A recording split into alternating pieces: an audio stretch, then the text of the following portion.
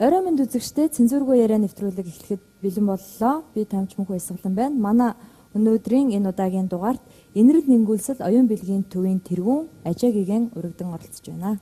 Танд орой минь төргий. Баярлалаа. Та нар өнөөдөр ийм сайхан завшаа гаргасанд би маш их баярлалаа. Одоо энэ ТV-г үзчихсэн хүмүүст бас орой минь төргий. Ажаагигийн намтаас жоохон уншиж үзлээ. Бас бүгдийг уншаагүй. Тэгэхээр Ажаагийн гэдэг үг маань одоо Зонхол бурхны аавын нэр юм байна. Та тэр талаар бас манай үзэгчдэд тайлбарлаж өгч. Одоо Ажаа гэдэг бол төвд үгээр аав гэсэн нэр утга байна да. Бас Монгол үг дотор ч Ажааг бол бас манай Монголын баруун найраг хэсэг газар бол аав гэгээд ойлгож байгаа шүү дээ. Тийм болох нь Ажаа гэсэн одоо аав гэсэн нэрлэг хэлдэг. Зонхол богд бол одоо шаран шажина одоо эзэн гэдэг юм байна.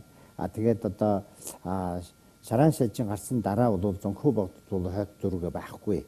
Тэгээд одоо бурхан шажин шүтжсэн хүмүүс үлээ одоо энэ шаран шажин шүтжсэн хүмүүс Зонхол богдын ээж аавын хойд зүрэг одоо шавнырын хойд зүрийг бас игээд дахиад тодруулаад игээд гэгэн болгож байгаа. Жишээлбэл одоо далай богд, банчин богд гэх байгаа. Далай богдтой банчин богд бол яг одоо бүр Зонхол богдын хоёр бүр одоо чавхал шавын одоо хойд дүр нь байдаггүй юу. Тэгээ би бол одоо Ажаагийн ингээд одоо би бол 8 дугаар нь байна. Одоо Зонхол богдын хойд дүр нь байна гэгээ тодруулсан юм аа. Таныг хэдэн настай байхад Ажаагийн нэр тодруулсан бэ? Би 2 настай дээр гомбонки дээр явсан. Тэгээд одоо тодруулуулаад би бол 1950 онд төрсөн хүн. Би өөрөө бол Монгол хүн. Дээд Монгол гэдэг Көхнөрийн Монгол хүн гэдэг байгаа. Тэгээ 2 нас дээр би 2 нас байх дээр тэгээд манай одоо гомбонки гэдэг та сонсчихсан байлгүй да. Одоо монголчууд бол зөндөө яваад мөргдөг. Утай гомбон гэх хэлээс удаг. Одоо утай гэсэнтэй гомбон гэсэн тустай газар байдаггүй юу. Гүйлч одоо дээд үед бол хүмүүс тэгээ мөргөх нь тийм замаар явдаг болох нь утай гомбон гэх нэг шингийн бодгодоо суудаг. Би бол яг гомбонки дээр байсан. Тэр гомбонкидийн одоо эзэн ламын нэрийг бас Ажаагийн гэдэг дуудаг. Одоо миний дээд дүр байна да. Тэгсэн чинь таал болоод одоо барга энэ 1948 49 он таал болсон юм байх юм байна. Тэгээд одоо 1951 52 гэх дээр одоо тодруулуулаад тэгээд би одоо гомбонки дээр явсан юм очтой юм аа. Би таны намтрыг уншиж чад нэг сони юм олж мэдлээ. Таныг анх 2 настай байхад 10 дугаар банчин богд тодруулсан юм байна. Тэгээд тухайн үед бол за бас болохгүй энэ арай болохгүй байх гэж дахиад 2 жилийн дараа таны хүүхдүүдийн нэрийг замбаа гурлан тийж ингэж зэгсрээд гаргаж ирэхэд таны нэр дахиж гарч ирсэн гэж уншсан. Энэ үнэн үү? Та энэ талаар нэг санаа бодооч. Бараг тийм байна да. Гүйлч арай тийм заахан биш. Ийм учиртай юм да. Одоо манай нутгад гэдэг юм бол төвд нутгад бол Монголч адил да. Тэр үед бол гэгэн тодруулуулах ямар хүн одоо тодруулах хэрэгтэй энэ бас нэг том асуудал байгаа да.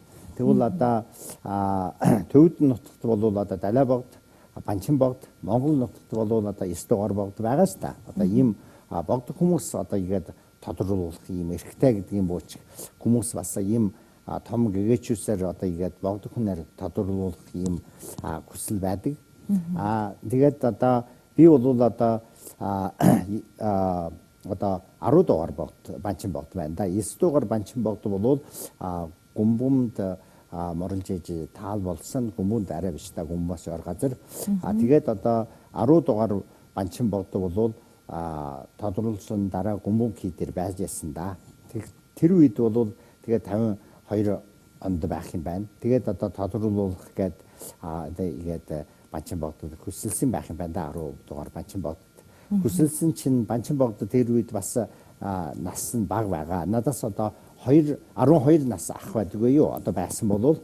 Тэгээд банчин богдод хүүхэд байх дээр игээд одоо бас одоо Ажаа бигэнийг тодруулахаар. тийм хичээл мичээлтэй тэгээ хичээл завсараар бас одоо амарж явахад наадаад игээд сууж ясан байх юм байна да. Тэгсэн чинь одоо ажаа гэгэнийг тодруулах хүн гээд одоо албан бичгээр игээд яваад хүсэлсэн байх юм байна.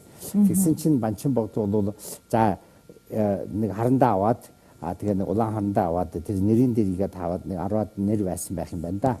Тийм дээрээс нэгэн дээр одоо энэ мөн гэдгээд шууд зураад тэмдэглэсэн байх юм байна. Тэгэхээр бол одоо ерөнхийдөө би сая хэлжсэн одоо Төвдөн нутагт бол далай богдтой Банчин богдыг бүр их шүтдэг бурхан шиг игээ шүтдэг байлаа. Тийм болох нь игээ тэмдэглэж бол тэр одоо албаар болчихсон байдаггүй юу. Гүйлч Банчин богдын одоо яг одоо багш нь одоо тэрийг зөвшөөрсөнгүй ань болохгүй гэт. Дахиад юу хийх хэрэгтэй гэдэг яг хэлсэн. Тэр утгын юу ангих тэр яг одоо Банчин богдын хажууд байсан багш нь Жаяг багш гээд миний наац байдаггүй юу. Тэгсэн чинь наац нь санаа зовж яадаг юу ангих тэр миний одоо зээ игээд одоо гигэн болчихвол одоо Банчин богдод тэгэх тэр 12 настай байх нь энийг одоо би одоо энэ дотор нэг юм хийчихлээгээд бас игээл санаа зовоод нэг хилам гарчих гээд тэгээд тэр болохгүй гэдэг ирсэн байх юм байна да. Тэр болохгүй гэхдээ тэр хүмүүс одоо болохгүй гэдэг тэгэхгүй шүү дээ. Одоо яавал ч тодруулах гэртэй гээд тэгээ албан ёсоор одоо тодруулах гэртэй гээд тэгээд дахиад бас албан ёсоор яадаг гэхээр тэр үед бол бараг нэг одоо замбаа гээд байгаа шүү дээ. Одоо 10 гурал байгаа да. 10 гуралаар ийм нэг юм 3 монголын хийгээд ийм гурван өрөл хийгээд тэгээд 3 хүүхдийн нэрийг сунгаад аваад цаасан дээр бичээд тэр замбаан дотор хийгээд игээд адилхан хийчгээд тэгээд нэг одоо нэг аяг тийм нэг аяг дотор төвдөг юм байна да. Нэг юу гэдэг юм би нэг өндөр барьцтай тийм нэг аягын дотор тавиад тэгчгээ тэр аягыг игээд одоо алтан шар торгоор игээд бүтээгээд тэгээд тэрийг одоо игээд бүр сайхан лац мацаар игээ наагаад тэгчгээд одоо бурхнаа өрөөнд тавиад ном уншаад тэгээд ном уншсан дараа нэг сайн өдөр гэдэг игээ тэмдэглээд аваад тэр өдөр нь бол одоо Банчин богдыг бас 12 настай байсан дахиад залаад тэгээд одоо манай сум хийдийн одоо том хүмүүс бүр ирээд тэгээд бас яг хуу тэр 3 хүүхдийн нарт одоо ээж аав нар бас байлгүй да. Тэгээд тэр нутгийн бас төлөөлөгжсэн хүмүүс байсан. Тэгээд тэр өмнө нь дахиад тэрийг одоо ном уншиж ийгээд тэр 3 нэрийг игээд одоо тэр нэг аяган дотор байгааг хэлж байна шүү дээ. Тэгэхээр тэрийг игээд Банчин богд бариад игээд ном уншиж ийгээ эргүүлэхдээ тэр 3 нэр нь игээд Монгол одоо 3 тийм үрэл байх юм чинь нэг эргэжээж нэг нь одоо шраад гараад идэггүй юу. Гарсныг одоо бас лам нарыгээд хүлээгээд аваад тэгсэн онгоолгосон чинь бас дахиад миний нэр байна гэдгийг хэлсэн. Тэгсэн чинь одоо тэгээд одоо 8 дугаар одоо ажигийн тодруулсан гэдэг. Албаар тэгээд тэмдэглэсэн юм аа. Албан ёсоор тийм.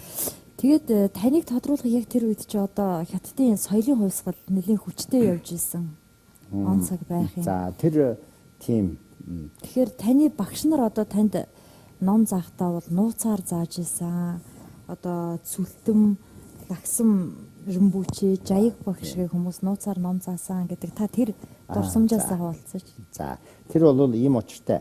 Одоо 52 онд би одоо Гүмбэнхий дээр очсон шүү дээ 2 настай байх дээр.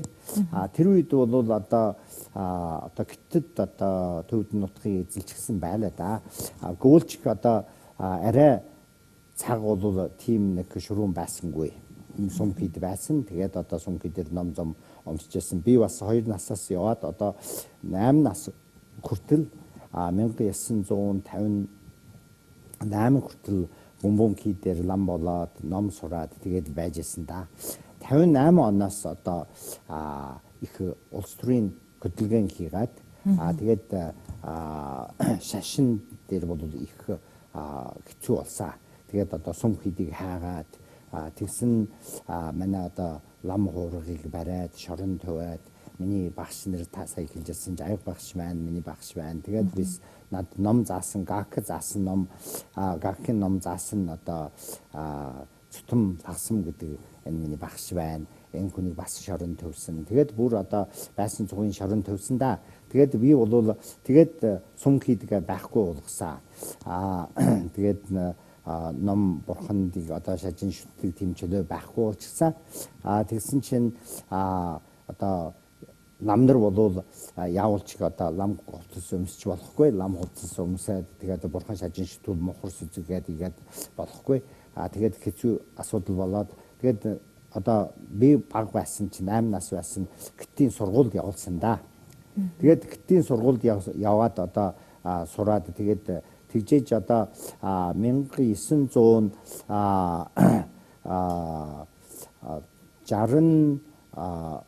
66 гэх тэр одоо соёлын хувьсгаад ирсэн юм аа. Тэгэхээр одоо бидэн бол би бол 16 хүрчихсэн байна. Манай багш нар бол шороноос гараад бидэн хамт одоо тараад одоо тийм тараачин болоод сууж байсан. Тэгээд сум хийдгээ байхгүй. Чөлөө байхгүй. Ишин тийшин явж болохгүй. Одоо лам хэдэн жил та тараачихсан? Би бараг 16 жил тараачин болоод суусан да. Тараад тэгээс суусан юм аа. Тэр үед одоо манай багш нар нууцаар бас ном зом заагаад л байсангүй юу. Та тэр тухайг хэлж ил байх юм байна да. Тэгээд суусан. Тэр бол манай багш нар хэлээд одоо залуу хүмүүс та нар одоо ийм тиймгээ шалтгаан гаргаж болохгүй. Өөрөөсөө эрдэн сурах хэрэгтэйгээд тэр хэцүү үед одоо ном зам сурж ингэж болохгүй шүү дээ. Мохор сүзгээд бүр их хэцүү болно. Тэгвэл ч нууцаар нэг заахан ном зам заагаад л тэгээд сураас суусан да. За тийм. Тариачин байх тэр он жилүүдэд ер нь хэцүү байсан уу? Аль хэрэг хавчлаг дарамт байсан бэ? Их хэцүү байсан. Их хэцүү байсан. Одоо тэр одоо манай Монголд бол тийм байхгүй юм байна да. Одоо тэр гэтэд бол нэг коммун гэдэг одоо англиар коммун гэж байна шүү дээ. Одоо people's commune гэдэг нэг болгочихсон. Тэр коммунд дор одоо аймаг шиг юм аймагаас арай бага. Одоо тэрийн дор бас нэг игээд бага игээд байдаг. Тэр дотор бол нэг дарга байдаг да. Тэр дарга нь одоо эрхтэй чөлөө тэр даргаас одоо чөлөө мэдүүлэх хэрэгтэй. Ийш хаач явж болохгүй. Тэгээд мөн өглөө босоод мөн таржсан бол газартаа яваа тарах хэрэгтэй. Тэгээд ирсэн дараа бол хаач явж болохгүй. Бүр чөлөө байхгүй.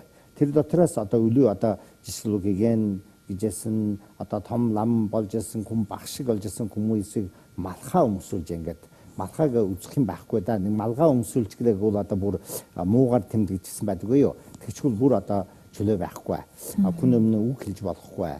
Тэгээ заримдаа энэ хувцас дээр энэ юу гэдэг нь энэ хүн малхаатай ийм ояад бүр игээд ояад төвчсөн байгаа. Нэрийн бичээд очсон байгаа. Тэгвэл одоо ямар хүн үзүүлчих тэр одоо игээд мөнхөн бангаад тэгээд оромдчихсан шүү дээ. Тийм одоо асуудалтай тэгэл байж байсан да. Хөхнүүрийн тэнд байсан гэсэн үг үү? Тийм. Одоо би Хөхнүүрийн Монгол гэж хэлдэг шүү дээ. Дээд Монгол гэдэг. Одоо юугаар хэлвэл одоо дуудлагаар хэлвэл Хөхнүүрийн мужид гэдэг дууддаг юм да. Манай гүмбэн хэд бол яг одоо Хөхнүүрийн мужид байгаа. Тэгээд таны хятадын одоо шашны тэргүүнээр бас өргөмжилсэн байхын тэр хэдэн он бэ? Тэр одоо 80 оноос одоо цаг түр арай өөр болсон уу? Зөөлрсөн үү? Цаг зөөлрсөн. 80 оноос одоо юу хийсэн шүү дээ. Одоо Моздун одоо гитийн тэргүүлэгчдэг одоо нас орсон байдгүй юу? 80 76 онд юм бо нас орсон. Нас орсон дараа тэгээд одоо 80 онд гэх дээр арай чөлөөтэй болсон. Тэгээд одоо сум хий дахиад сэргээгээд лам хувраг болвол одоо сум хий дээр явж сууж болох юм болгоод тийм дараа тэгээд бас одоо шашинаа холбоо болвол дахиад сэргээгээд тэгээд бурхан шажина бас холбоо гэдэг байдаг. Тэр бол одоо дээд одоо төв засаг одоо Бээжинд байгаа. Түүнээс уруу хуушаа ирэх нь одоо нэг мужид дээр бас байгаа. Би бол мужидын Хөхнүүрийн мужидын одоо бурханаа шажина дарга Бээжинна одоо энэ төв одоо бурхан шажина дээд дарга игээд суулсан юм аа. Ихэд одоо ийм чөлөө өгөөд асууж байсан. 80-ад оны тэр 80 оноос эхлээд 80 оноос эхлээд тэгээд би бол 98 хүртэл одоо тийм богдод байсан да. Тэр үед бол тийм юутай байсан. Тийм одоо 98 онд та Америкийн нэгдсэн улс руу цагаачилсан байсан. Тэгээд далаа багшийн тусламжтайгаар цагаачилсан гэсэн яаж цагаачилсан бэ? Тийм байна. одоо та тэр миний түүхийг бүр сайхан онлсан байна. Тэгвэл ч бас би өдөө одоо бүр тодруулаад хэлье да. Энэ юм учиртай. Одоо би сайхан хэлжсэн. Одоо манай Төвд нутагт бол одоо Банчин богд, Далай богд хоёр том богд байгаа шүү дээ. Одоо манай Монголд бол 9 дугаар богд гэдэг байгаа шүү дээ. Энтэй адилхан ийм хоёр тав одоо гол богд байгаа да. Тийм болох нь энэ түүхтэр бол яадаг вэ гэвэл одоо жишээлбэл Далай богдод таал болдгийм болвол одоо Банчин богдол одоо тэр хойд дөрвийн таах юм эрхтэй хүн байгаа. Банчин богдоос өлөө байхгүй. За Банчин богдод таал болдгийм болвол бас адилхан Далай богдол одоо тодруулах юм хэвээр байдаг юм аа. Тэгсэн чинь одоо 80 оноос одоо гэтэд одоо Төвд нутагт болвол энэ заах нь одоо чөлөөтэй болоод бурхан шажин нэгдээд одоо сайхан болоод сумгид дахиад сэргээсэн шүү дээ. Тэгэхээр Банчин богд бол их одоо буян хийсэн юм аа. Одоо Төвд нутагт тэр сумгидыг дахиад сэргээгээд лам хуурагд одоо боловсруулалтай болгоод одоо тэгээд гагц шашин гэсэн биш одоо үндэсийн төлөө бас Монгол Төвд одоо ямар хүнд боловч их тус хүрээд одоо төлөөлөгөөд одоо дээш яваад үг хэлээд тэгээд их тэгжээсэн. Тэгж яагаад гинтхэн нь одоо 1980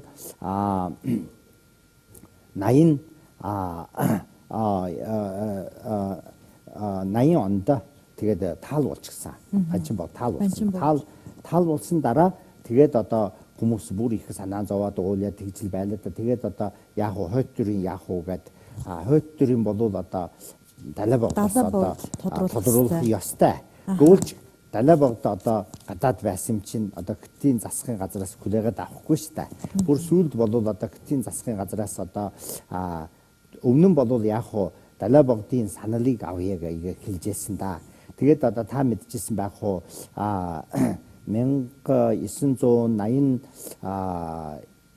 онд юм бо Тянаманд одоо бүр тэр оюутны нэг хөдөлгөөн хийсэн шүү дээ. Арчлсан шүү дээ. Тийм дараа бүр одоо Хэтийн одоо улс төрийн асуудал бүр их чанга болоод тэгээд энэ Далай богдыг бүр тэр чигээр одоо бүр эсгэрэг хийгээд Далай богдоос одоо тодорлсон тийм одоо Банчин богдыг бол бидний Хэтийн засгаас хүлээгээд авахгүй гээд одоо тэр үед бол Далай богдоос нэг тодруулчихсан байгаа. Одоо Банчин богд энэ байна гэдэг тэмдэглэсэн байгаа да. Тэгсэн чинь Банчин богдын хойд төр бол хоёр болчихсон. Хэтийн засгийн газраас нэг тэмдэглээд Банчин богдыг одоо Далай богдод тэмдэглэсэн түүнийг одоо бүр одоо шарын төвсөн бо хайн төвсөн бо одоо хүртэл одоо алга болгочихсан. Сургаггүй болгочихсан. Хүүхэд байсан уу тэр хүн? Далай богдын тодруулсан Банчин богд хүүхэд байсан уу? Хүүхэд 6 настай хүүхэд байсан да. Тэгээд одоо бүр сургаггүй болгоо. Хаан төрсэн хүүхэд байсан? Төвд нутагт одоо Ласа гэж та сонсчихсан шүү дээ. Ласагийн урд газар да Нагчуу гэсэн хүний газар төрсөн юм аа. Тэгсэн тэндээс ээж аавтайгаа гүүтэн гуруулыг одоо бүр хаа явуулчихсан сургаггүй. Одоо хүртэл сургаггүй. Одоо мэдэхгүй тийм болгочихсан. Тэгчгээд одоо Хэтийн засгийн газраас Банчин богдын хойд дүргээд нэг 11 дугаар гэдэг тодруулсан байдгүй юу. Тодруулах дээр олон нийт одоо сүсгтэн чинь хүлээгээд авчдахгүй. Энэ бол яагаад нэг шажинаа асуудал шүү дээ. Одоо нэг улс төрийн нэг одоо нэг ноён дарга тийм сонгож асан тийм биш. Тийм болох нь одоо энийг хүлээгээд авчдахгүй болох нь тэгээд Хэтийн засгийн газраас түүнийг мэдчил байгаа да. Тэгээд одоо намайг одоо та одоо таны нэрийг гэдэг юм бууч тань одоо энэ ноёныг одоо сайхан дэвшрүүлье. Тэгвэл та бол одоо Хэтийн засгийн газрын одоо энэ юу гэдэг лээ шашинаа одоо бурхан шашинаа тэргүүн болоо. Тэгээд та одоо энэ 11 дугаар Банчин богдын одоо багш бол гэд яг бол танаа одоо нагаацаа бол одоо 10 дугаар Банчин богдын багш байлаа. Та бол энэ 11 дугаар Банчин богд одоо Хэтийн засгаас тодруулсан энийн багш болоо. Тэр Монгол хүн байсан уу? 11 дугаар Банчин богд төвд хүн байсан. Тэгээд одоо надад нууцаар игээд хүсэл гаргасан байдгүй юу. Тэгэхээр би тэнийг хүслийг авч чадахгүй. Тэгээд одоо хүлээгээд авч чадахгүй. Тэгээд 1998 онд одоо бүр нууцаар цогтод гараад Америкт яваа цангалчилсан да. Юм учраас байгаа. 11 дугаар Банчин богд одоо байдгүй. Бага. одоо хоёр байгааг хэлж байгаа шүү дээ. Тийм. Үнэн гэж хэлжсэн одоо Далайбогд одоо Тодруулсан бол байхгүй. шашина одоо энэ албаар гэдэг юм буу албын ясаар одоо тодруулсан тэр бол одоо бүр сургуу болсон. Одоо Хятадын засгийн газраас тэмдэглэсэн тэр бол байгаа, Бээжинд байгаа. Та Далайбогдыг тодруулаагүй учраас тэр Хятадын засгийн газраас зааж өгсөн Банчин богдод юу одоо ном сургаж багш нь болохоос татгалцсан юм уу? Тийм учраас харин одоо энэ бүр бидний бурхан шажин шүтжсэн хүмүүст их хэцүү асуудал байдаггүй юу? Би өөрөө шүтжсэн хүнийг өөрийн багш гэд бодно. За тэгээд одоо энэ багш болох нь багшийн боловсрын төлөө бол би одоо яаж одоо тус хүрэн да. Гүйлч би шүтдэггүй, би сүзгэлэхгүй, итгэхгүй нэг хүүхдийг одоо танай багш бай ингээд би та одоо энэ хүнийг одоо боловсруулахыг бол одоо надад их хэцүү асуудал байдаггүй юу. Тийм болох нь улс төрийн асуудал да. Тэгээд тийм их улс төрийн даралдал болоод тэгээд би одоо гарч ирсэн юм аа. Та яаж Хятадын нутгаас гарсан бэ? Тэр бас их төвхтэй байсан да. Би тэр үед бол одоо Хятад заахан чөлөөтэй болоод ийм одоо лам хувцас орхим жишээ гэдэг да. Ийм бол өмсөж болдгийм байсан. Тэгээд би зөндөө өмсөө суудаг да. Тэгэд би явхаар төвөөд одоо би хаана гарах уу гэд би төрүүлээд одоо засгийн газар бигээ чөлөө мэдүүлсэн байдаггүй юу. Би залуу байгуулч одоо би тэтгэврт гарья. Одоо би бол энэ улс төрийн юм дотор асуудал дотор би өөрөө сайн дураараа орох гэжсэн биш та. Та нарыгээ толгой дээр төвчих нь би энэ их юуг одоо би хариулцаж чадахгүй юм байна. Одоо тэгвэл би чөлөө мэдүүлээ гэсэн тэр засгийн газраас бүр чөлөө өгөхгүй. Та нарт тэтгэврт гарч болохгүй. Яавал ч одоо ийм нэр өгсөн байж ах хэрэгтэй тэгээд би одоо гарыг гээд одоо хаана явах юм бэ гээд одоо мэдэхгүй. Тэгээ миний нэг шав байсан да. Тэр бол нэг гадаг улсын хүн байсан. Тэгээ тэр хүнд хэлээд одоо нэг тус хүргээд. Тэгээд одоо явдгийн бол одоо хаана явах уу гээд одоо бүр тэр үед би бол Хятадын засгийн газраас бас албаар одоо ийш тийш явж идэг. Одоо өнөөдөр бол жишээлбэл төвдөн нутагт төвд хүн боо Монгол хүн бол гадаа явна гэвэл бараг паспорт хийгээд өгдөггүй шүү дээ. Явж чадахгүй байдаггүй юу. Тэр үед бол бидэнд бол паспорт байсан. Одоо би нэг том ноён гэдэг юм нэртэй шүү дээ. Тийм болох нь бас тийм юугаар бас нөхцөл байсан да. Гүйлч виз байхгүй бол явж чадахгүй шүү дээ. Тэгээ би бол анх одоо Америкт явъя гэж бодсон. Ямар учирг бол Америк заах нь одоо хөгжилсэн нэг талаас бас чадaltaй тийм улс байх нь тэнд хүрсдэг юм бол одоо цагаалчилдаг юм бол тэнд захан батлах юм байна гэдэг бодсон да. Бат байх юм байна. Тэгээд явъя гэсэн чинь виз авч чадахгүй. Тэгээд миний тэр шав хэлээд одоо нэг газар л байна. Та явах юм сонгол байна. Одоо хаа явнаг бол одоо энэ өмнө Америкийн одоо Гватемала гэдэг улсад явчихна гэдэг. Тэр ямар утгыг бол Гватемалатай Тайван бол одоо энэ одоо гадаад одоо юу гэдэг юм бэ? Асуудлын холбоотой Хятадтай байхгүй. Тийм болох нь одоо гадаадын яамна одоо холбоо гэдэг одоо Хятад байдаггүй юм байна да. Гватемалагийн. Тэгээ одоо энэ элчин саадгаач байдаггүй.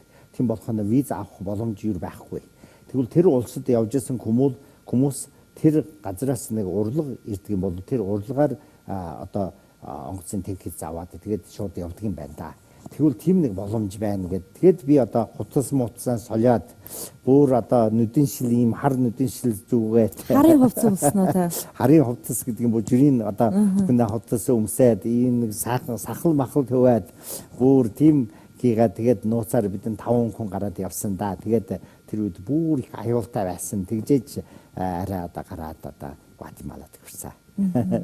Далайбогдтой та яаж харилцдаг вэ? Тэгээд одоо яг хоо би Гватемалад хүрсэн дараа нэг сар суугаад бас Гватемалад виз гуулчихсан шүү дээ. Миний виз одоо бас хүчгүй болчихсан. Тэгээд дахиад виз сонгох тийм одоо боломж байхгүй гэдэг. Тэгэд аргаан бараад тэгэд яах юм бэ гэд тэгээд Далайбогдтой холбоотой хүрсэн байдаг. Тэгсэн чинь Далайбогдын төлөөлөгч нар бол Вашингтон ДС-д байгаа тэр үед бол тэгээд холбоо төвөөд Далайбогдоос их энийг анхаарад тэгээд Далайбогдтой бол өөрийн төлөөлөгч нарт хэлсэн бас Америкийн засгийн газарч хэлсэн байлгүй да. Тэгээд Америкийн засгийн газартай Далайбогдын холбоогоос надаа урлаг ирүүлээд тэгээд би Америкт яваад цагаалжлаад тэгээ анхан тэр хүрсэн өдөр далай багтаа мөргөх тийм завшаанд гарсан. Тэр бол би бүр багтаан байхад би сая хэлжсэн 50 хэдэн онд гүмбүм дээр байх дээр далай багтаа анх удаа 1954 онд байсан байх уу. Гүмбүнд хуурсан байдгүй юу. Тэгэхээр миний ээж аав төврээд яваад мөргөөд тэгээд би бас мөргсөн би санжаан да би баг байна тэгэхээр нэг 6 4 5 хүртэл байна. Тэгвэл чи би нэг заахан санжаан тийм сүүлд бүр уулзаагүй. Тэгээд одоо 40 жилийн бараг дараа л байна да. Тэгээд Нью-Йоркт одоо анх удаа далай багтыг мөргөх одоо далай багтыг мөргөх юм завшаан гараад тэгээд мөргөөд уулзсан да. Таныг цагаажж гарахад ээж аав чинь таалуулсан байсан уу эсвэл нутагтаа үлдсэн үү? Таалуулсан байгаа. Миний аав бол яг хуу 58 онд би сая хэлжсэн тэр хэцүү үед одоо барайд шорон тавьсан. Шорон тавьдаг шалтгаан юу ангуул ажаагийн аав бай ингээд ийм нэг шалтгаан шорон тавиа. Тэгээд шоронд нас орчихсон юм да. Тэгээ хаана нас орсон ч мэдэхгүй. Тэгээ шоронд яваад чинь дахиад ирээгүй. Миний ээж бол одоо бараг болоод нэг 20 хэдэн жил болж байна. Тэгэхээр би гарч яхад ээж аавгаа юу ч хинч байсангүй. Гүйлч би ах トゥ олон хүн байсан. Ондоо ах トゥ нэр бол байгаа да.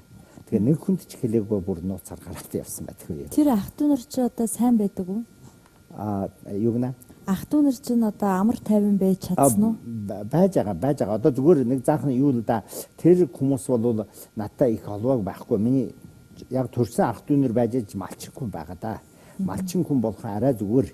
Гүйлч одоо өнөөдрөх нөхцөлөөр бол би уцаар ярьцдаг бай да. Ярих нь тэднийг бас зовоогоод та нар одоо холбоотой байна уу юу хэлж ингээ тэгээс уунштай. Утсын чинж байгаа нэг талаас тийм болох нь би нэг ярьдаг бай да. Уцаар ярьдаггүй юу? Загтал магтаар харилцсан гэсэн. Үгүй юу болохгүй. Одоо бас хүмүүс явах дээр нэг үгмөг дамжуулаад тэгдэг да нэг амрын асуух юм тийм л хийдэг. Тинээс өлөө одоо нэг мэдчил байгаа холбоо тавьдаг байл да. Та нутгаа сандгүй. Нутгаа санахгүй хүн байхгүй шүү дээ. Би Америкт цагаалжсэн дараа одоо би цагаалжлаад Америкт бараг 15 жил 16 жил болж байна. Анх тэнд байсан 2 жил бол бүр нэг талаас нутгаа санаад нэг талаас бүр их маш их айсан. Хаагад одоо улсын асуудлыг хэцүү шүү дээ. Би гагцаа одоо энэ бурхан шажинаа одоо ийм дарга байсан биш. Одоо залуучуудын дарга бас залуучуудын холбоог бас байгаа гэтэл би тийм дарга бас байсан. Тэр дарга дотор одоо жишээлбэл одоо дээд одоо энэ өмнөх одоо гтийн ерөнхийлөгч байсан Хужин Тав гэж байгаа шүү дээ. Хужин Тав бол тэр залуучуудын дарга байсан байдгүй юу? Бидний хамт хураад мэддэг. Одоо энэ ерөнхий сайд болж исэн гтийн юу гэдэг вэ? Ликочанга байгаа шүү дээ. Тэр бас тэр холбоод байсан. Бид бол бүр таньдаг байсан байдгүй юу? Тийм болох нь би одоо тийм дарга одоо бас нэг одоо эрхгээ байхгүй гүйлч одоо зүгээр нэг одоо үзэлт гэдэг юм бо тийм хийх юм тийм дарга зүүндэн байгаа да. Тийм болох нь тийм олон нэртэй болох нь би одоо игээд цогтод гарчсан болох нь бас их аюултай байдгүй юу? Нэг талаас нэг талаас бас хүнтэй холбоо тавьж чадахгүй, хоёр талаас нутгаа санаад 2 жил зэрэг бүр одоо зүйдэн байнга зүйдлээд одоо нутгатаа нь явж ангих шиг барчглаа гэх шиг одоо гарч чадахгүй одоо тийм зүйд бүр одоо игээд зүйдлээ суусан да. Тэгж 2 жилийн дараагаас заахан дассан бууч одоо зүгээр болсон. Хятадын засгийн газар таны араас хөөцөлдөг үү? Харин би гараад ирсэн дараа далай богдод анх удаа Нью-Йоркт одоо уулзалт хийсэн байдгүй юу. Тэгсэн чинь далай богдод надад анх удаа би бол одоо далай богдыг одоо гитэн засгийн газараас одоо бүр хэцүү асуудлаар гаргачихсан шүү дээ. Одоо тэгээд энтэгт байгаа одоо хөрхөн мэнэ багш бол өөрийн нутаг гээд байхгүй буцаж чадахгүй тийм асуудал. Тэгээд өдөржингөө муу юм хэлээ загнаа суудаг болох нь их гитэн засгах нь их ошоотой ууртай байдаг юм гээ тэгээд бодож л байлаа да. Тэгсэн чинь тийм биш. Тэгээд далай богдоос надад юу гэхлээг бол одоо та одоо гараад ирсэн сайн байна. Нэг талаас хоёр талаас одоо муу юм битгий хэлээ. Тэр засгийн газар үнэнээ нь хэлэх хэрэгтэй да. Гүйлчиг одоо нэг хэрэг хэрэггүй юм дээр загнаад муу юм хэлээд онцгүй. Тэгтэл одоо та гараа ирсэн болох нь одоо энэ та бол өмнө гитэн засгийн газар бас ажил хийжсэн шүү дээ. Ийм болох нь холбоо байлгүй да. Тэгвэл та дахиад эргээд захаа бичихгүй юу? захиа бичээд одоо бидний Кэтийн засгийн газар руу. кэтийн засгийн газар. Тэгээд одоо дахиад одоо холбоог ингээд юу хийхгүй юу? Би бол холбоо тавих гэж л байгаа. Ямар аргаар болвол ч одоо кэтийн засгийн газартай холбоо тавьждаг юм бол ярилцчээж одоо энэ кэтийн төвдийн асуудлыг одоо сайхан болгоёг гэж бодож л байгаа гэж надад хэлсэн байдаггүй юу. Тэгсэн чинь тэгээд багшийг хэлэх нь бидэн бол бурхан шажин шүтжсэн хүмүүс багшийг бүр их хүндлэх ёстой. Ээж аавгаад их хүндлэх хэрэгтэй. Багш бол түүнээс үл одоо хүндлэх хэрэгтэй. Тэгээ багшийн захиа гэх дээр одоо яавалчиг сайхан хүндлэх хэрэгтэйгээд тэгээ би бас эргээд одоо бүр нүдэн анжиж бас кэтийн засгийн дарга Жанзамын одоо өмнө нь юу байлаа шүү дээ. Ерөнхийлөгч байлаа шүү дээ. Би Жанзамынд захиа бичсэн. Жанзам би таньдаг да. Тэгээд захиа бичсэн чинь хариуч ирсэн. Тэгээд одоо би захиа бичих дээр одоо далай богдоо бол игээ дахиад нутгадаа харах юм хүсэл байна. Тэгээд одоо энэ төвдийн одоо энэ асуудлыг бол сайхан суужиж ярих юм гэж бодож л байна. Тэгвэл одоо яаж одоо бид энэ асуудлыг юу хийх вэ гэдэг би игээ захиа бичсэн да. Захиа бичих дээр хариу дээр бол тэр хариулцах дээр тэр асуудлыг хэлээгүй. Тэгээд одоо хариулцаагүй. Тэгээд та юу үлээд гадаа хэлэхгүйгээр засгийн газар хэлэхгүйгээр гараад явсан бай. Одоо та их ийм их алдартай ийм их ноён байсан хүн байлаа шүү. Бидний засгийн газраас таны их итгэлжсэн та игээд гараад явсан энэ их муу байна. Тэгвэл та бидэнтэй холбоо төв. Одоо юм битгий хэл. Нууцаар одоо мөн дахиад чимээгүй хүрээд ирвэл бидэн таны одоо энэ ноён гэдгийн буучгийн чалгыг бас хадгалж л байя гэдэг игээ захиа ирсэн да. Тэгэхнээ одоо далай богдын би хэлжсэн одоо төвдийн асуудал байна. Бурхан шажны асуудал байна. Одоо манай үндэстний асуудал байна. Иймийг шийдвэрэхгүй би гагцсан одоо би өөрийн биегээ бодож исэн биш та. Би гагцсан өөрийн биегээ бодож явал тэнд сууж явал надад амар байдгүй юу. Одоо надад мөнгө байна, шав байна. Тэгээд их одоо өндөр одоо тийм ноён болох тийм боломж байна. Би тэнийг бодож ирсэнгүй. Би одоо өөрийн шашингаа бодож яасан. Өөрийн олон ард түмэнгээ бодож яасан. Тийм болоод тэгээд аргаан бараад игээ гараа ирсэн да. Тийм болох нь энэ далай богдын тухай манай бурхан шашны асуудал иймэг зөвшөөр байхгүй бол би ганцаараа буцаад онцгүй гэдэг би хариулсангүй. Бичиг ирсэн да. Та Монголд очих нь нутагтаа харьсан юм шиг сайхан байдаг. Аав ээжийг мань санагдуулдаг гэж нэг ярьцлага өгсөн байсан. Тийм. Тэр үнэн. Тэгээд би одоо өөрийн нутагт одоо улс төрийн ийм асуудлаар одоо дахиад цагаалжсан болох дахиад нутагтаа буцаж чадахгүй шүү дээ. Тийм болох нь нутгаа их санддаг. Гүйлчиг одоо ондоо газар хаа явчихна гэдэг судал хий. Одоо Монголд л айлчлахаа юу гэдэг 2006 онд анх удаа Монголд айлчилсан юм аа. Монголд айлчилсан чинь Монголд их сайхан байсан надад их таалагдсан.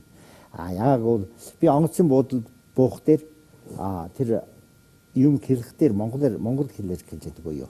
Ийм одоо нэг газар ч байхгүй. Энэ монголчууд бүр их сайхан бодох хэрэгтэй гэж би бодож байна.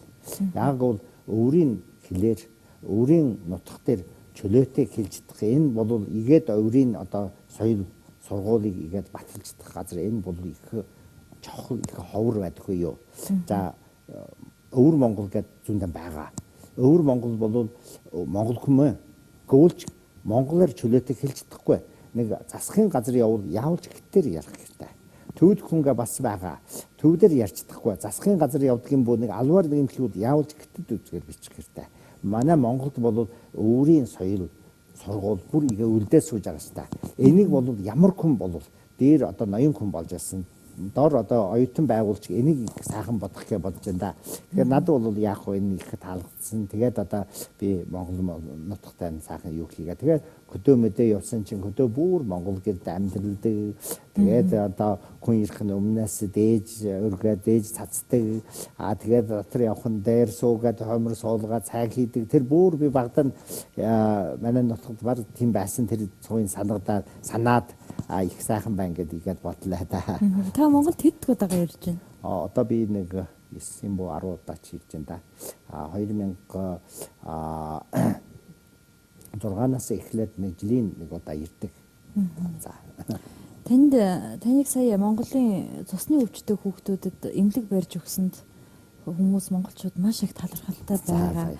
Тэр санааг та анх яаж олсон юм бэ? Сувраг бүтээхийн оронд хүүхдэд эмнэлэг барьж игэл улам их буян ярив гин гэж та хэлсэн байсан. Тийм нэг юм хэлсэн. Би өрөөнч тэгээ бодоо суудаг да. Яг гэхээр одоо баруунд бол Америкт жишээл Америкт бол би амьдарч байсан. Америкт бол одоо зүгээр годомжид амьдарч байсан хүн бас байгаа. Байвал тэр хүмүүст бас нэг холбоо байдаг юм байна. Үйл хөдлөл гэхээр одоо даарчих гээд бас нэг тур суух газар бэлтгэлийнхаа бууч бас нэг хоол олдг юм буу тийм байна. Тэр үед би Монгол ирсэн чинь Монгол их сайхан хөгжил байлаа да. Гүйлч бас сул талч зүүндээ байж та. Гэр хорооллын удгийн бол зүүндээ асуудалтай ш та. За тэнийг би одоо хэлэх хэрэггүй да. Тэгэхээр гудамжид бас хүн байна. Тэгсэн би тэнийг дураагаад одоо гудамжид байсан хүмүүст нэг хоол өгье ийм нэг юм бэлтгэл хийсэн байдгүй юу. Тэгсэн чинь гудамжийн хүмүүстэй бидэнд холбоо тавьж чадахгүй. Тэднийг дуудах нь тэдний айхад ирэхгүй. Сум хідээс бас тэнийг хүлээгээд авч чадахгүй. Нэг хэмэргэн хүрээд ирчихвэл гаргаж чадахгүй. Тийм болохнаа тэдэнтэй холбоо тавьжтайгүй. Тэгээд нэг буян хийгээд хийчихсэнгүй да. Тэгсэн анхны сүүлд одоо тэгээ хүмүүс яах вэ гэд одоо та нар ийм буян хийх юм бол өөрөөсөө нэг юм хийхгүй нэг эмнэлэг гэдэг юм бууч нэг цусгурх юм буу нэг эмнэлэг барих юм буу нэг юм хийхгүй юу гэсэн байдгүй юу. Тэгсэн миний нэг хэдүү шавнар байсан тэдэн бол за тэгвэл бидний хэдүүлээрээ хамт юу хийж байгаа та одоо толгойлчлаад юу хий бидний бол нэг захан анд хураагаад нэг эмнэлэг барьгаа ийм нэг хэлчихсэн да. Зүгээр одоо тэр үед тийм нэг эмнэлэг барьгаа хэлсэн биш одоо нэг судлал хийгаагүй бодоогүй. Тэгэхээр яг уу тухайн үеийн одоо засгийн газраас чи их сайхан хүлээгээд авсаа. Тэгээ Улаанбаатараас одоо Улаанбаатарын одоо хотын дэд дарга байсан Баатар зургаа.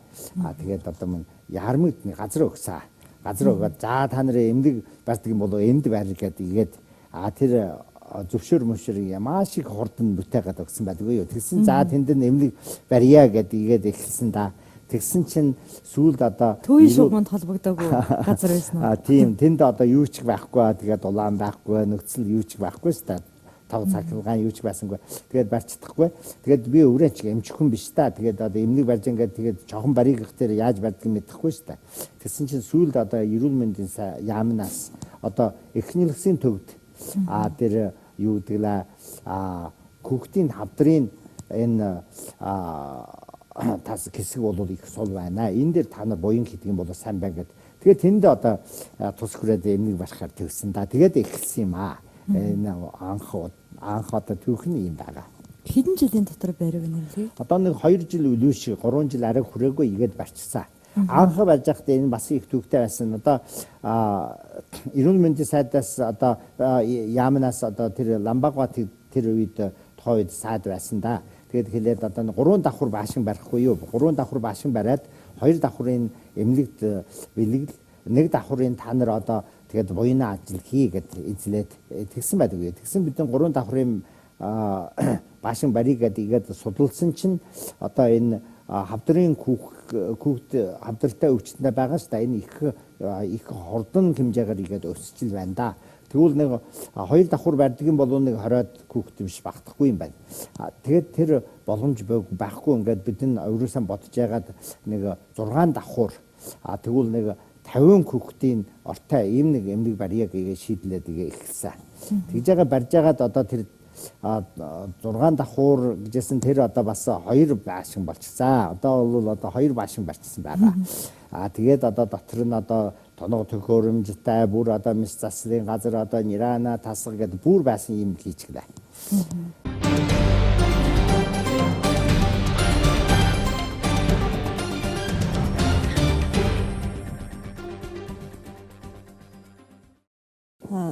Цусны хавдрын одоо энэ эмнэлгийг барихад манай засгийн газраас мөнгө амлаа. Тэгээ тэр мөнгөнийхөө талын өгөөгүй юм уу эсвэл бүгдийг өгөөгүй байгаа юм уу?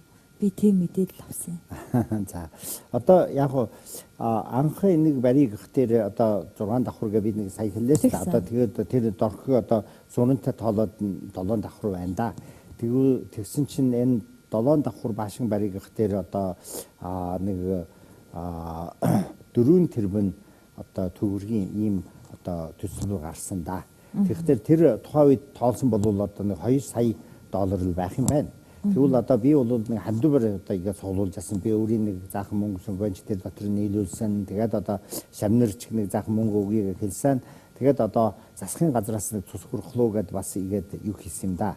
Тэгсэн тэр үед бол Батбаяр гишүүнгээ миний бас нэг шав байгаа, найзч байгаа. Тэр бол их хурлын гишүүн байсан. Тэгээ их хурлын нэг бас нэг боломжтой мөнгө байх юм байна да төслөв. Тэгээ тэр нэг 500 сая төгрөг гаргасан да. Гаргасан чинь тэр үед тэрийг бидний энэ насал дээр хэрэглэж болохгүй. Яагаад гэхээр тэр нэг засахын газар 500 саяас ойд байгуул яавалч нэг тендер зарах ёстой байсан юм. Тэгээ манай тэр барилгын компани бол тэргүүн чанцал гэдэг нэг компани байсан. Тэр буянаар хий гэж яддаг юу. Тэрхнэн тэр тендер зардаг юм бол ямар хүнд очих юм бай мэдэхгүй. Тэгвэл би бас ирэхгүй болчих юм шээ. Тэгээ барьчихдаггүй юм байна. Тэрийг одоо барилгын дотор явуулсангүй. Тэр мөнгөөр бол нэг одоо нэг зурган мурга хийж яадаг юм бууч бас нэг тоног төхөөрөмж хэртэй гэсэн тийм аваад тэгээд юу хийчихлээ да. Тэгээд одоо эхэлсэн. Эхлээд юу хийх дээр бол гол нь бол одоо энэ цэвэр хандивар босгосон да.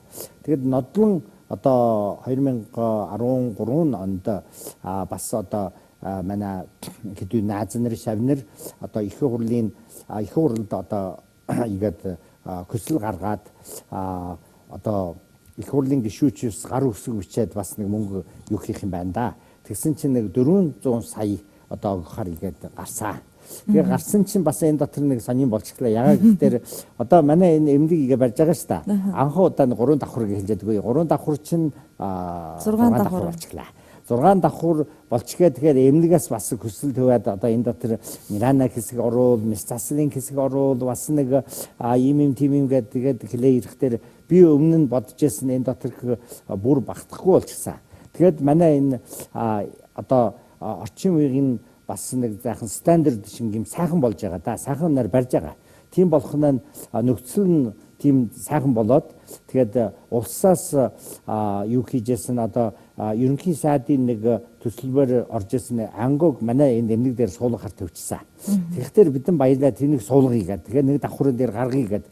Нэг давхар дээр цэжгээр төөх гэж яах дээр тэрийг бас хажууд нэг хамт нэг мөнгө байх юм байна да. Тэрийг заслын хийжсэн. Тэр мөнгө байхгүй болчихсон. Ягаад одоо тэр би сайхан байхгүй нэг цаг дээр юу хийчихсэн барьчихсангүй юм буу яасан би. Тэгсэн чинь манай одоо өгөх гэжсэн тэр мөнгийг тэрэн дотор түр хэрэгжилсэн байдаггүй юу хагсын бараг нэг 200 сая юм буу чи 100 сая үлээчтэй хэрэгжилсэн да. Тэгчгээд тиймэр хэрэгжилчгээд бидэнд өгөх гэжсэн 4 сая бол одоо гартал хүрээлгүй байна да. Тэгээ би одоо тэрийг одоо засгийн газраас хордон тэрийг одоо шийдлээд бидэнд өгөхгүй юу гэж хүсэлж байгаа да. Гүйлчиг одоо засгийн газраас игээд энийг анхаарсан дээр би их маш баярлал байгаа да. Бас өөр одоо хандив өргөн гिचгээд өгж амжаагүй хүмүүс хандиваа өгчөөрэй гэж та нээлтэн дээр хэлжсэн. Тэр засгийн газрыг хэлсэн эсвэл бас өөр засгийн газрыг хэлж байгаа. Тэгээ бас ондон хүмүүст ч хэлж байгаа да. Ондон хүмүүс бол яг хуу бигээ хэлсэн. Энэ нийт одоо нэг 200 юу гэвэл 2 сая ийм төслөөр 2 сая долларын ийм юугаар явж байгаа шүү дээ. Одоо планер явж байгаа. Гүйлчиг одоох юу хийсэн барилгын бол 2 барилга болчихсон гэж хэлж байгаа шүү дээ. Тэгээд тэр дотор нирана хэсэг одоо тоног төхөөрөмж зүүндээ орчсон байгаа. Их сайхнаар барьсан байгаа. Тэр дотор нөхцөл бол одоо орчин үеийн бараг нэг стандарт тийм болчихсон байгаа. Тийм болох нь бидний нэг 2 сая гэжсэн төсөлбөр бараг нэг 3 сая 50 үгүй юм буу 500 үгүй юм буу тийм зэрэг мөнгө зарчсан байгаа. Энэ мөнгө ханаас ирлээ гэвэл одоо бараг нэг одоо 180 90% бол хандив цэвэр хандив. Энэ 180-85-аас 90%-ийн энэ хандив дотроос гадаадаас ирсэн бол их хагасан байгаа. 70% нь одоо Тайван амны шавнар, Сингапурын шавнар, тэгээд одоо Хонконгд байсан, Китайд байсан шавнар. Тэгээд түүн дээр Монголд байсан ард түмэн.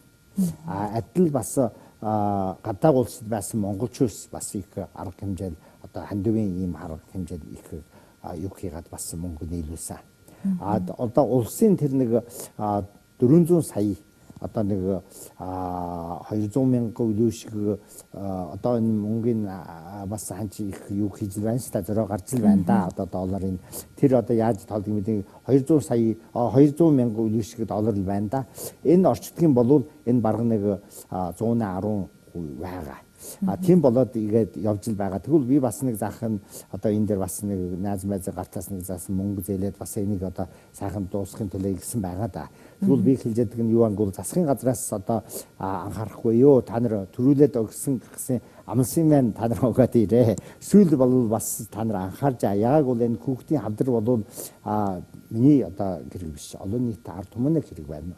Улсын одоо төрийн одоо юу байгаа шүү дээ үүрэг байгаа шүү дээ тийм болох нь харуул та нар харуулцах хэрэгтэйгээ игээ хүсэлж байгаа нэг хоёроос бол энэ дээр ард түмэн бол жоохон сайн ард түмэн болвол ч өврийн нэг заахан биш байхгүй бол ч тэр хандиваа өргөө тэгээ би хэлжээ та нэг сая доллар өгчсөн бол танай тэр буян бол одоо сүмбэр үйл шиг ийм их том байна гэд та нэг төгрөг биш өгөөгүй бол ч одоо сүм далайд тусгаал төгөөд энэ буян бол хизээд бол ч байх юм ийм буянтай байна гэ би игээ хүмүүст хэлж л байгаа тэр нэг хоёроос бол энэ дотор бол одоо өдрийн бас нэг цалмын ингээ ийм нэг хөдөлгөөн явуулж л байгаа. Одоо зарим газраас игээд өгсөн. Жишээлбэл эхний улсын түгээс тэр нэг 1000 үлээ шиг хүнтэй байх юм байна да. Одоо нэг сувлагчтай, эмчтэй нийлээд тийм зэрэг байна. Тэд нэг өдрийн цалин гэдэг игээд бидэнд хандуулсан. Тэр Эрдэнэтийн тэр юу байгаа ш та. Эрдэнэ үйлдвэргээ байгаа ш та. Тэр бас нэг өдрийн цалмын тийм буян өгж байгаа. Түүн дээр тэр захирлын тэр өдөр ирээд даваас руугаа надад одоо бас 50 сая гээд хандуулъя гэгээ бас амласан.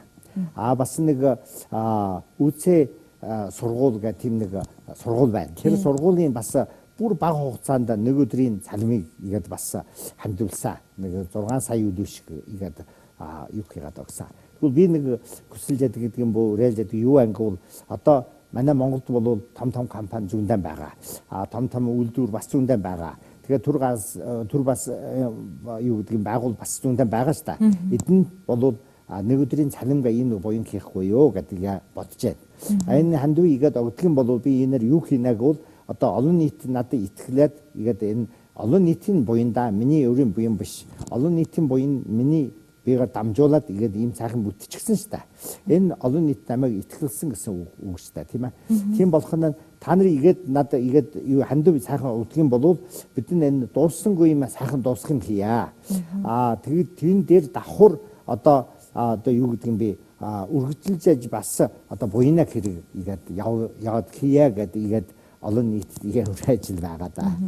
Таны энэ уриалгыг бас манай телевизийнхэн хүлээж авах хаа. Тэгээд нэг өдрийнхөө цалинг бас хандуулах байхаа ямар ч байсан телевизийнхэндээ уриалаад бид мөтгөн хандиваа өгнөө. Гэт танд бас хэлье. Маш их баярлалаа. Тэгээд одоо манай Монгол улсад би ингэж боддیں۔ Мөнгөний төлөө, албан тушаалын төлөө их явах юм аа. Хамаг цаг заваа тийшээ гарах. Инэрл нэнгүүсэл бяцлаглалд цагаа гаргаж байгаа нь асар цөөхөн манай монголчуудын дунд. Тийм учраас их ядарч байна. Их стресстэй, нервтэй байх боллоо. Тэгэхээр хүн өөрөө одоо ариусгахын тулд бусдад одоо хүндэтгэлтэй, тустай байхын тулд юу яах ёстой юм бэ? Одоо энэ бол би бодож яах нь одоо аргагүй. Яг бол Монгол бол одоо сайхан байна. Монголд би хэлжсэн нэг хүнтэй надад асууж яста. Монголд ядуу хүн байдгүй гэсэн. Одоо яах вэ? Монгол баянга хэлж чадахгүй. Гүйлч ядуу хүнгээч байхгүй да гэж тэгжл байна да. Чохон үнэн. Монголд нэг хүн бүр ядуу газрын одоо Африкийн бөөч тийм ядуу хүн ч байхгүй ш та. Гүйлч Монгол бол заах нь одоо бас одоо амьдрал дээр бас хөгжих хэрэгтэй тийм улс байдаггүй юу? Тийм болгон одоо хөгжүүлсэн газар бол явуулч бас энэ тал бас заахан сул байх гэж бодож л байна да. Гүйлч би бодчихсон юу ангуул чохол нь юу ангуул өөрөө гагцаа одоо яаж одоо энэ миний амьдрал яа сайхан болох вэ? Би гагцаараа яаж жаргах вэ гэсэн игээд бодвол болохгүй гэж бодож л байна да. Олон нийт ард түмэнгээ бодоод өөрөө олон нийт ард түмний төлөө нэг заахын хийчдэг юм бол хийгээд хийчихдэггүй ч муу юм хийхгүйгээр тэгээ сууддаг юм бол одоо энэ улсын их сайхан хөгжөөд их сайхан болно гэж бодчих байна. Тэгвэл энэ игээд олон нийтэд ард түмэн нэг одоо жишээ бидний хоол идэн шүү дээ. Бидний бурхан шажны тийм ёс байдаг юм да. Бурхан шажин энэ хоол идэхээс өмнө нэг дээж өргөж ингээд нэг ном уншдаг юм да. Тэгэхээр хүмүүс асуудаг үе та нар энэ юу вэ ийм нэг ном уншаад энэ ямар утга юу гэж уншиж байгаа гэд би хэлсэн юм а. Энэ олон нийт ард түмнийг мартахгүйгийн тулд хоол идэхээс өмнө энэ олон нийтийн ачаар би нэг хоол идэх юм байна. Одоо энэ буйны та нарт дахиад игээд буцаая гэгээ нэг ерөөл төвдөг юм аа гэх тэр шиг одоо олон нийтгээ нэг бодоо суудаг юм болвол явуулч нэг зах нэгэндээ хаартай тус хүрчдэг юм байна. Тус хүрчдэг юм болвол нэгэнтэй одоо нинжи сэтгэлтэй ийм одоо заахан одоо хаартай ийм болох юм байна. Тэгвэл одоо адил энэ улс боловч их сайхан болох гэгээ ботчлаа байна да. Энэ бол би өөрөө нэг ерөөл төвдөг юм аа хэлсэн юм да. Ямар буян ер нь хамгийн их буян байд юм бэ? Үйлдэлээр хийсэн үйлийн буян уу? Эсвэл үг хэлээр хэлсэн буян уу? Эсвэл сэтгэлийн буян юм уу? Аль нь хамгийн сайн буян болд юм? Одоо аль аль нь бол том буян гэж бодчих байна да. Одоо энэ одоо сэтгэл бие хэлээр одоо аль буян хийсэн боловч сайхан буян байна гэж бодож байна. Гэвч одоо тухайн үед юу хэрэгтэй байна? Тэр их чухал гэж бодож байна. Одоо жишээлбэл манай одоо Монголд бол энэ хавдрын өвчин их асуудалтай юм чухал болж байгаа шүү дээ. Тийм болох нь энэ дээр одоо би бас сайхан судал хийсэн чинь энэ дотор зүүн янз юм байна. Одоо жишээлбэл энэ дотроос хавдар дотроос энэ хүүхдийн элгийн хавдар дэлгэхэд дээр одоо гтийн юу гэдэг энэ Монголын баг одоо number 1 одоо нэг дугаарыг болж л байна да. Ийм болох дээр ийм дээр нэг тус хүрчдэг юм бол өвлөө сайн байх гэж бодож байна. Би зөндөө хэлдэг. Суурга бариад бурхан бүтээдэг юм бол тэр буян их том гэж би итгэл байна. Гэвч сургууль бариад эмнэлэг барьдаг юм бол тэр буян баг гэж боддог вэ гэдэг. Тийм болохоор та нар одоо бас чухам амьдрал дээр тус хүрж яадаг юм нэг юм хийхгүй юу гэд би өөрөө ч игээ боддог гүндэт ч тэгээ хэлдэг да.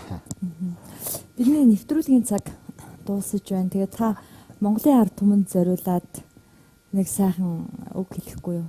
Одоо би игээд үргэлжлүүлж хэлүүл мэн тэр үр да. Одоо буян хийдэг юм бол гавцсан бурхан барих сураг барих гэсэн биш. Одоо эмнэлэг барьдаг юм боо сургаал барьдаг юм бол бас их том буян байна гэж энэ бодож байна. Тэгээд Монголын одоо ирээдүйгээ боддог. Монголын ирээдүй бол Монголын залуучус, Монголын хүүхэд байна да. Монголын хүүхэд залуучусгээ бодвол тэдний эрүүл мэнд байна. Тэрийг сайхан анхаарахгүй юу гэдэг хэлж байна да. За танд их баярлалаа. Таны одоо Монголын ард түмний төлөө Монголын хүүхдүүдэд хийсэн буянг бол Монголын ард түмэн маш их талархаж байгаа. Таны тэгээд буян бол одоо сүн далаагаас гүн сүмбэр уулаас өндөр байх болтугай. Танд их баярлалаа гэж нэвтрүүлгээд дуусгая. Маш их баярлалаа. За